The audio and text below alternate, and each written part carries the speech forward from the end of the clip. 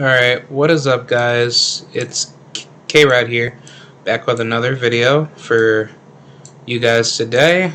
I wanted to basically talk about, I don't even know what I wanted to really talk about, but more so I wanted to talk about boxing.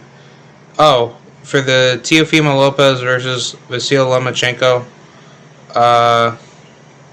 But yeah, let's talk about that. Basically, Vasily Lomachenko lost to Teofimo Lopez as of last night. For all the belts, I believe it was like the WBC franchise belt, which I would just say that's technically the WBC belt. You know, that's not really a belt, which Mauricio Suleiman contradicted himself, saying, like, it's just a witness protection belt. You can't lose it or gain it. So I guess Teofimo, he technically got it. So that's a very confusing, discussion to kind of put that out there. But on top of that, Lomachenko also had a very tough night against Teo. I mean, congrats to Teo. He's a four-time world champion technically. He holds the IBF. I guess he does have the WBC. Because I know Lomachenko, he had a WBC belt. So, if anything, yeah, that was for a WBC title. And Teofimo has the IBF, and Lomachenko has the WBO. Yep, the WBO and the WBA. So he holds 4 belts technically in that same stretch. But he is this is what gets me pissed off in boxing, because there's so many damn belts in boxing when, there should only be one, technically. But, I guess, for that same stretch, Devin Haney is still, the champion for WBC, but knowing that Teofimo is the WBC franchise champion, that doesn't make him an undisputed champion, because after Teofimo won all those belts, he was labeled as undisputed lightweight champion, and I'm like, hey, you're leaving out Devin Haney. So, what are you talking about? You never gave Devin Haney the opportunity. But you want to know what's really weird about this fight? Teofimo got to Lomachenko sooner than Devin Haney got to Lomachenko. But no, Devin Haney was supposed to fight Lomachenko. He was supposed to fight Lomachenko for the past year and a half. So Lomachenko screwed himself by playing the wrong cards against a guy like Teofimo, where he's like, oh, well, I could just basically boss him around and just use my little angles that I do because, my dad, he brought me to dancing, and I learned how to be a good dancer with my footwork, and, that doesn't make you into a better boxer, my man. And just because you say that you had a strong amateur record of 396 wins and 1 loss, dude, that don't mean shit. This is why that I don't like boxers that come straight out of the Olympics. I like fighters that don't have too much of an amateur background, and they actually have more of a pro, work from the bottom up type of background. Which, I mean, don't get it twisted, I do have respect for certain boxers that used to be former Olympians, like Terrence Crawford or Errol Spence, but let me ask you something. Boxing was never a sport that was, required to come from Olympian backgrounds, per se. Boxing is a gladiator, Mortal Kombat type brutal sport where if you don't know how to fight, then you're not going to survive in boxing. Simple as that. It doesn't matter what type of methods and procedures you've done to get yourself to a high level to say, oh, well, you need to do this, this, and that in order to become a multiple-time world champion. Because that's not simply true. I mean, correct me if I'm wrong, but Mike Tyson, he didn't really have too much of an amateur, influence, more so for what he did in amateurs, but I do know that I think he was training for the Olympic youth team, if I'm not mistaken. But then I think he quit because he started boxing, or he started going into the pros at 18. So yeah, Mike Tyson is a perfect example of getting straight into the pros young, because once you get into the pros, all the way from, or like after you finish the Olympics, which I know to some fighters they think that's a glorious thing to do, but to me that's really not, because on an objective level, you're not making yourself any better. You're just working for the state in their interests, and you're only doing it for a accolade that's only going to benefit you in the short term, not in the long term, where you're not getting paid, or even to a certain degree, not as much. So why the hell should you have to go through all that hard work that you could just put that in? Yeah, you could just put that into the pros and make the sport of boxing better with your skills. But I mean, besides from that, credits to Teofimo getting a huge victory over Vasily Lomachenko for the 135-pound division titles. But this fight was very technical. It was a chess match, as many would expect. I actually thought Teofimo was going to knock out Lomachenko when it came to the, I don't know, I think it was the 11th round or the 12th round. But no, Teofimo did a very good job. He basically said what his father said that he was going to do. He was going to take it slow on Lomachenko, and then he was going to pressure him late game. And Lomachenko, he stood there like an absolute retard. And excuse my French, but he just looked like a pussy, man. Like, Lomachenko did not look like the type of fan favorite that everybody said, oh, he's just going to use his footwork. He's going to make Teofimo look stupid, and he's just going to boss him around. Like, what? Like, are you going to do some Floyd Mayweather shit on him? No. So Lomachenko had such a hard time, actually hitting Teofimo, because Teofimo was he was outboxing him. He used every single mechanism that Lomachenko did on his opponents.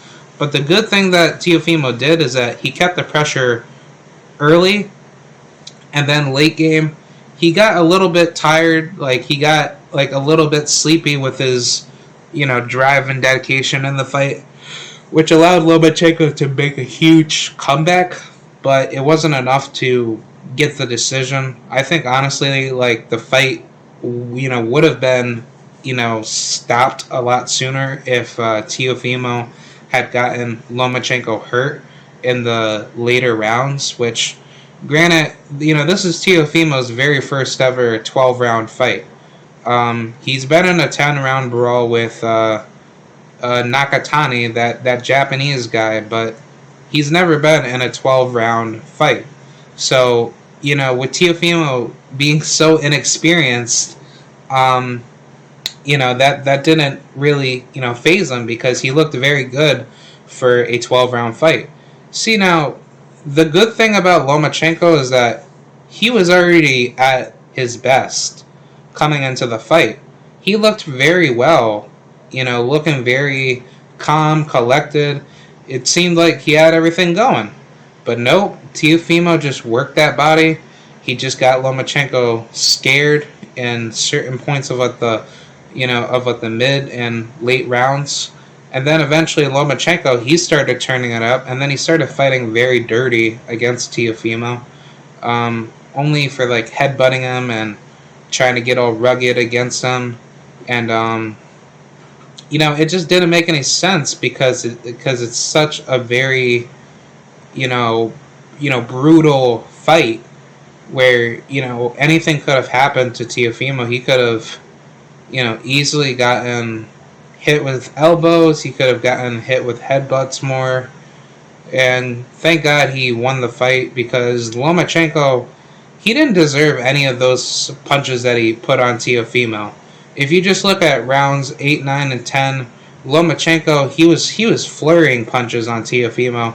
He basically had no answer against, I guess Teofimo's pressure, but when Lomachenko brought Teofimo to the ropes, that was his only opportunity to try to knock Teofimo out, which, I mean, he came close to knocking him down, but I don't think so. Teofimo, he just kind of allowed Lomachenko to to do his pressure onto him, and then he waits for the opportunity to uppercut Lomachenko and get Lomachenko to a position where he's not good on surviving, pressure from Teofimo's, momentum. And a lot of people say Lomachenko, he's so good with his angular footwork. Teofimo stopped that by forcing Lomachenko to use his back foot. And Lomachenko is pretty weak and pretty useless when he fights on his back foot. And the only way for him to even, rearrange himself to be, sustainable in the fight was to not be forced to fight on the back foot, and he had to pressure Teofimo more. And that's what Lomachenko failed to do. Teofimo just capitalized on everything that Lomachenko was giving him, because Lomachenko, he didn't want to be trading punches with Teofimo. Like, I don't think any fighter in the world of boxing wants to trade punches with another fighter. Because, what got me upset towards Teofimo was that he was trading punches with Lomachenko when he knew, all he needed to do was just counter Lomachenko, and then he would have knocked him out. But Lomachenko, he just basically, tricked Teofimo mentally by trying to make things more trickier with how he adjusts his style for Teofimo, and then he tries catching Teofimo with little mistakes that he makes. But I think Lomachenko, he got outsmarted, and Teofimo did everything possible to make Lomachenko scared mentally, to not take it to the next level, to turn it into a dogfight or turn it into a war. Because Lomachenko could have easily turned it up, and he would have been able to win the fight if he got Teofimo knocked down.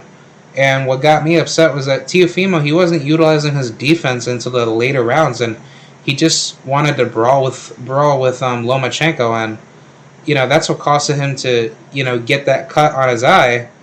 But the reason why was because when Teofimo hurt Lomachenko, I think in the 11th or 12th round, Lomachenko, he was close to getting knocked out. If you look at the 11th or 12th round of that fight, Teofimo was giving Lomachenko the hands. I'm not even kidding you. Just take a look at the clips of maybe Top Rank, if it's out there, for the Teofimo Lomachenko fight, and it will show you how Lomachenko literally was struggling to find any way possible to get away from Teofimo's pressure. But when he got hurt, Teofimo was trying to knock Lomachenko out, and then I guess he suffered a cut on his right eye or some shit. But basically, the referee wanted to stop at the middle of the fighting, to bring Teofimo to the ring doctor to say, oh hey, this cut is looking pretty bad, so you might want to check it. But the reason why was because Lomachenko, he was hurt, and the referee wanted to stop Teofimo from knocking Lomachenko out. It may seem crazy, but if you just take a look at what Lomachenko's expression was, he felt like Teofimo was, gassing him out. He was about to be knocked out. So, there was a huge reason why Teofimo got stopped for that. I think it was in the 12th round. There was 20-something seconds left. Yeah, Teofimo hurt Lomachenko, and then the referee stopped Teofimo from trying to, finish, Lomachenko because of his cut. But it was used for Lomachenko to get a breather, so that way Lomachenko doesn't have to be embarrassed to get knocked out.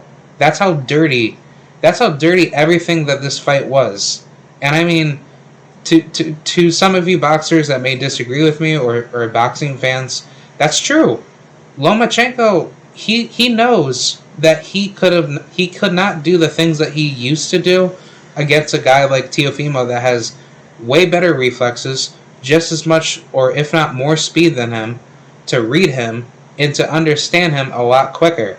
And good enough that Teofimo, he made adjustments to make sure that he wasn't going to be taken out by Lomachenko's, his angular abilities. Teofimo basically stopped by using body jabs, pressuring Lomachenko to the ropes, forcing him to fight on his back foot, and making Lomachenko psychologically scared. And Lomachenko knew that he was way behind on the scorecard, so he had no choice but to fight dirty and try to make a comeback in the last 6 rounds, of that fight. So, credits to Teofimo. I personally thought Teofimo could have easily knocked out Lomachenko. For those of you that may think I'm crazy, that's just true, because Teofimo, he's a beast, and good enough that he got that win. See, now, in reference to Teofimo's next goals of who he should fight next, it's already bad enough that Teofimo, he actually called out, Devin Haney to say, oh, well, hey, if Devin Haney and his team want to make that fight, we'll make it happen. But it's like, why didn't you fight Devin Haney prior to Lomachenko? But you want to know why you want to know why Teofimo took the Lomachenko fight? Because it will shock the 135-pound division to show that Teofimo is being basically set up with Bob Arum for him to go a certain direction to avoid Devin Haney, if not make his legacy a lot faster, to say, oh, hey guys, if you want to become a champ just like Teo, then you basically just get linked up with the best promoter in boxing to get at least, tough, high-tier fights, but the most quickest way possible to avoid the best comp that are also champions in that division. But, I just find it so weird and funny because Devin Haney wanted Lomachenko. He was Lomachenko's mandatory, I believe, for the past year and a half. But, it was so weird that Lomachenko decided to request a franchise belt or a French fries belt to vacate his title, and Devin Haney fought for his title for the WBC lightweight championship of the world, and he won it. But yet Teofimo doesn't go after Devin Haney. Instead, he chooses Lomachenko, knowing that Lomachenko gave up his title to avoid Devin Haney as his mandatory. So that just shows you the corruption in boxing, where guys like Teofimo, he didn't want to take the risk of fighting Devin Haney when he knew, okay, if I could just get all these belts and say that, oh, I took over the 135-pound, division, knowing that the boogeyman is Devin Haney that stands right behind you, you'll find any way possible to make it easier for yourself to not fight him early within your career, where, I think eventually they are going to fight, but Teo played it in a very, sinister, well, I want to say sinister, but just in a sly manner, just in such a conniving manner, I don't even know if that's a word, but just in a slick manner where he didn't want any smoke with Devin prior to the Lomachenko fight. Because he could have easily fought Devin for his title, hypothetically beat him, and then go for Lomachenko. After beating Richard Comey, he would have said, hey, Devin Haney, I want to fight you. Okay, let's fight. Unify the titles, and then go after Lomachenko, win his titles, and then go up to 140 and then fight everybody else. But no, he decides to fight Lomachenko, knowing that Devin Haney, he's looking for an opponent, and you didn't want to give him the opportunity?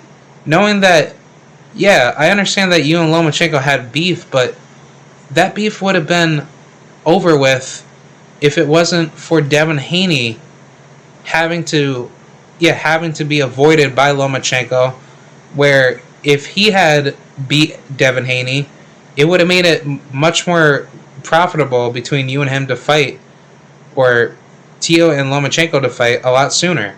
But no, Lomachenko didn't want any piece of Devin Haney, and he sure as hell doesn't want any piece of Teofimo.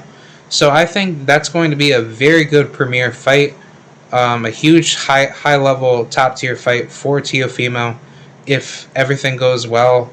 I would hope this fight can get made, but something tells me within my inner spirits that that fight will not get made until either Devin Haney and Teo moves up to 140, or they will get the fight made at 135, but they need to fight maybe a fight or two later. Honestly, Devin Haney said on, like, I think Twitter or Instagram, you know, Teofimo versus Haney in 2021, and I could see it. Like, I could see the fight being made sometime in, like, maybe, I don't even know, maybe try to get it in February or do it out in April. I mean, Teofimo doesn't have any other opposition left other than maybe Gervonta or Devin.